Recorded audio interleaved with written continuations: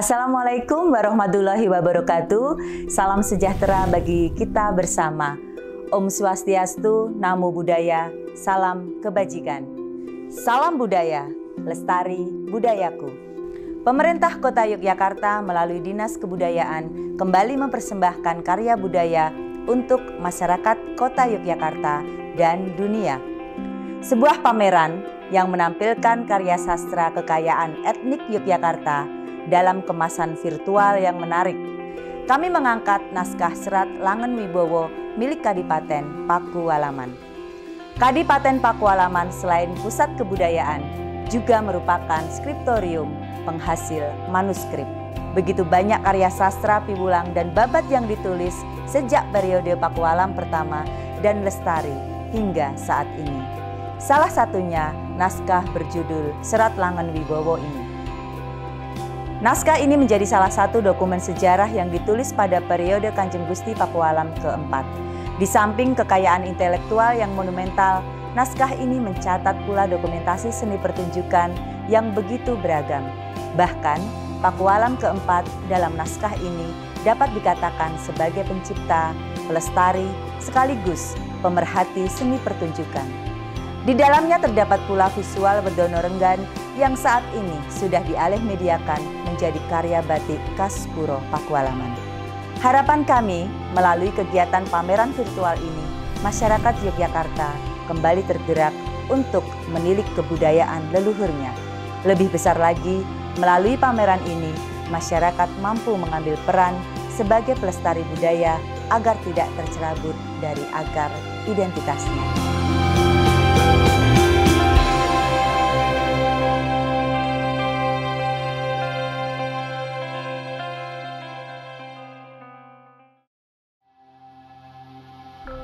Kadipaten Pakualaman, seperti halnya kerajaan-kerajaan yang lain, memiliki tradisi kesusastraan. Tradisi kesusastraan di Kadipaten Pakualaman ini sudah dimulai sejak sampeyan dalem Kanjeng Gusti Pangeran Adipati Pakualam yang pertama. Kemudian dilanjutkan pada masa Kanjeng Gusti Pangeran Adipati Aryo Pakualam yang kedua. Dan pada masa Pakualam yang kedua ini, kesusastraan di Kadipaten Pakualaman mencapai puncak keemasannya. Dengan hadirnya puluhan manuskrip di era Pakualam kedua. Dan di masa Pakualam pertama, kedua, dan ketiga ini, tradisi kesusastraan di Kadipaten Pakualaman dikonsentrasikan pada kesusastraan berzangre Piwulang.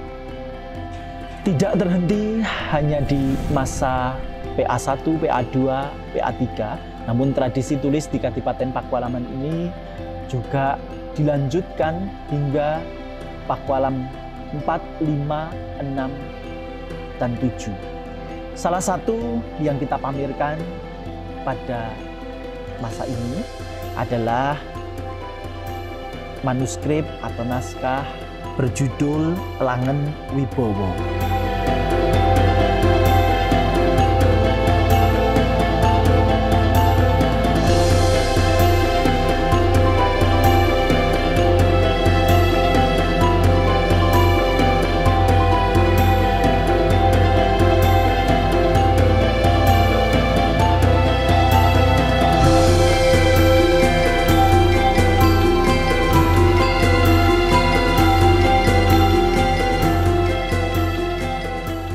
Naskah Langen Wibowo ditulis atas prakarsa sampeyan dalem Kanjeng Gusti Pakualam keempat. Kini, naskah Langen Wibowo menjadi koleksi perpustakaan Widya Pustaka Kadipaten Pakualaman. Naskah Langen Wibowo ini memiliki ukuran 19,9 cm lebar dan panjangnya 32 cm. Teks Langen Wibowo ini ditulis dalam bentuk prosa, tembang mocopat, sekar tengahan, dan sekar ageng yang disajikan dalam rangkaian repertoar gending iringan tari. Naskah Langen Wibowo ditulis di atas kertas Eropa dengan jumlah halaman keseluruhan 314 halaman. Masing-masing halaman terdiri dari 20 baris. Teks Langen Wibowo berbahasa Jawa dengan ragam kromo dan ngoko. Aksara yang dipakai adalah aksara Jawa dengan pola penulisan setidaknya memiliki 28 gaya cakrian atau gaya tulis. Dengan bentuk dasar tegak maupun agak condong ke kanan serta jelas. Ukuran aksara rata-rata 0,3 cm. Teks ditulis dengan menggunakan pensil dan tinta berwarna. Tinta yang digunakan untuk menulis teks berwarna hitam dan penanda akhir baris atau pupuh dipilih tinta berwarna perodok emas. Tinta-tinta berwarna seperti merah, hijau, ungu, biru, dan kuning khususnya digunakan untuk melukiskan iluminasi atau wedono.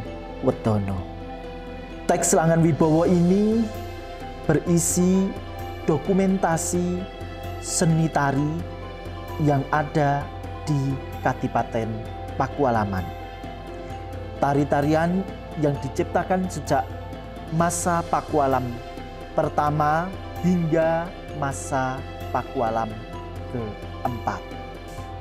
Tari-tarian itu diantaranya adalah tari Bondoboyo, kemudian beksan Lawung Alit, beksan Jemparing, beksan Inom, dan juga beksan-beksan berupa bedoyo dan serimpi.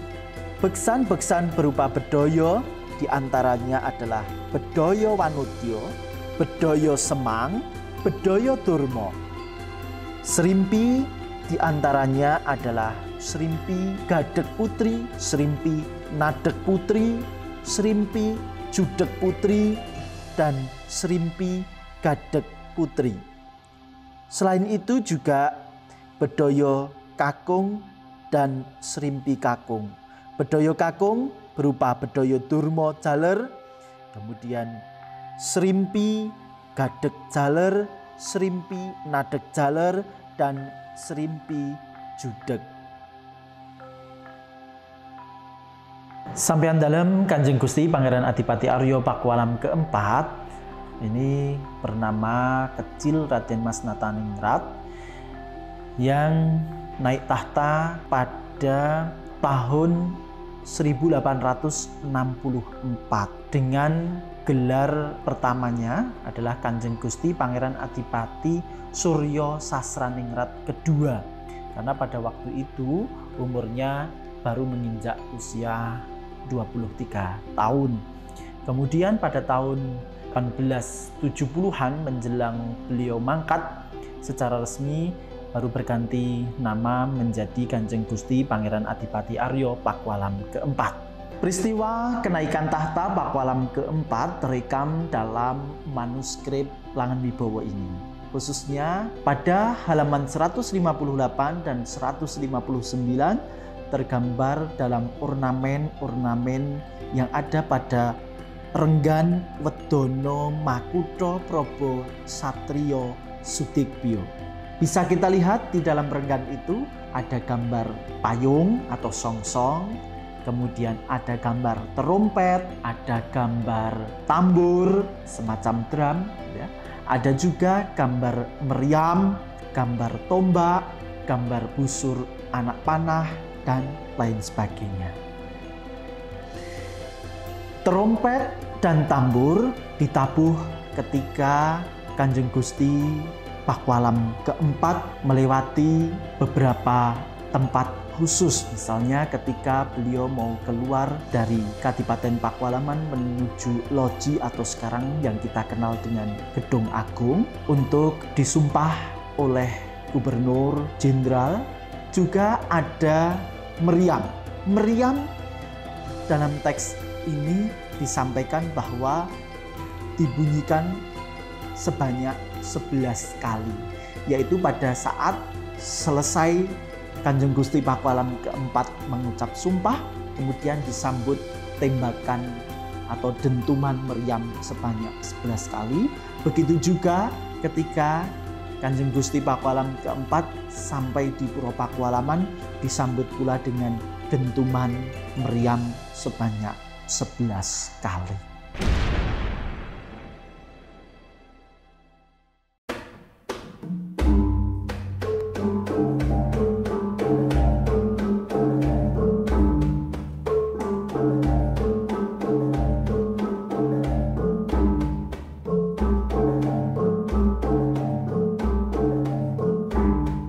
Naskah Langenwibowo, salah satu naskah yang dicipta pada masa Kanjeng Gusti Pakualam IV ini, memuat prosesi lelangen dalem beksan mulai dari Kanjeng Gusti Pakualam pertama.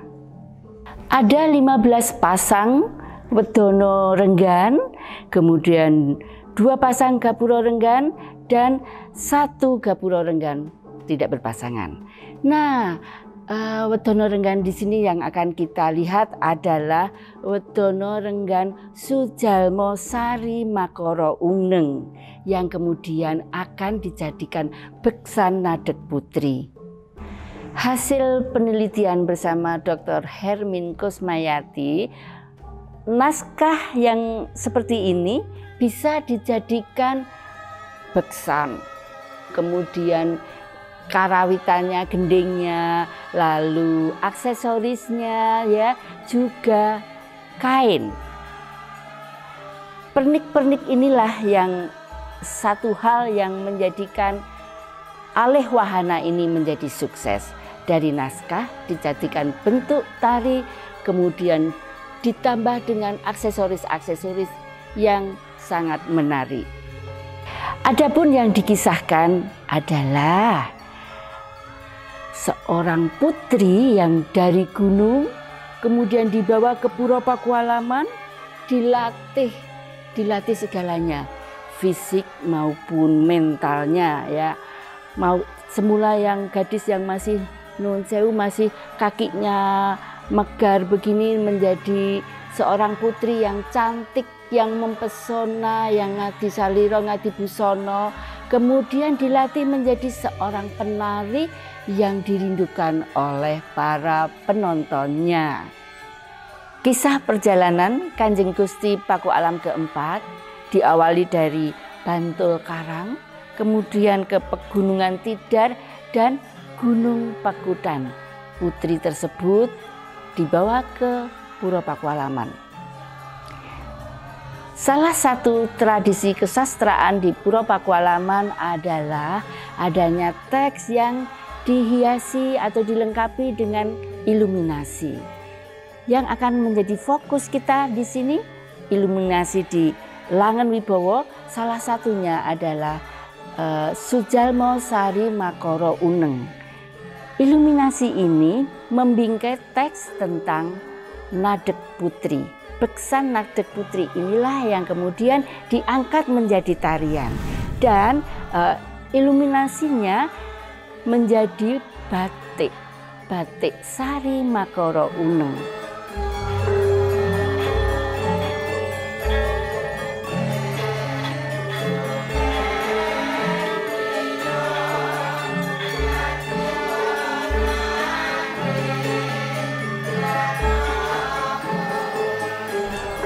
Motif batik yang sumber penciptaannya terinspirasi dari gambar-gambar atau iluminasi yang ada pada naskah kuno, kami sebut sebagai batik naskah.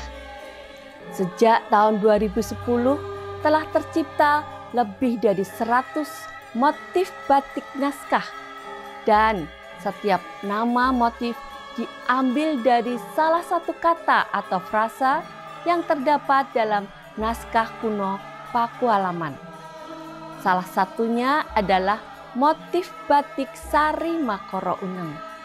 Sari artinya indah, Makoro artinya udang, dan Uneng artinya kasmaran. Gambar udang mewakili kehadiran perempuan molek nan luas sehingga kelenturan liuknya menyerupai liukan tubuh udang. Di dalam motif ini juga terdapat gambar kupu-kupu. Gambar ini dimaknai sebagai proses metamorfosis. Makna filosofis motif batik Sari Makoro Uneng adalah kesungguhan berupaya akan menghasilkan kesuksesan. Dan itu semua berkat kuasa dan kemurahan Allah Subhanahu wa Ta'ala. Metamorfose ulat menjadi kupu-kupu identik dengan gadis gunung berproses menjadi seorang penari istana yang dirindukan oleh para penontonnya. Diharapkan para pemakai motif batik Sari Makoro Uneng akan termotivasi untuk selalu meningkatkan diri agar berkualitas, kreatif, juga santun dan bersahaja.